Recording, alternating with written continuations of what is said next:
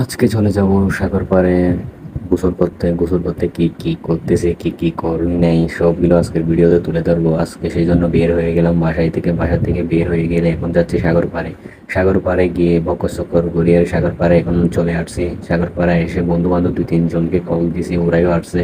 আসার পর আমরা আস্তে আস্তে এখন সাগর পাড়ে নেমে যাব। এর আগে আরেকটা ঘটনা হলো, চা খেয়ে একটু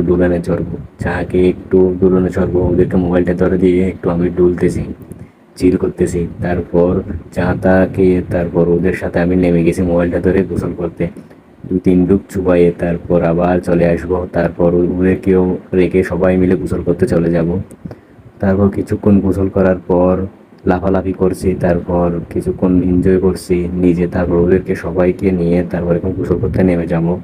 খুব একটা আনন্দ লাগে সাগর পাড়ে গোসল করতে গিয়ে, কতগুলো মানুষ, খুব একটা আরামদায়ক গোসল করা। আমরা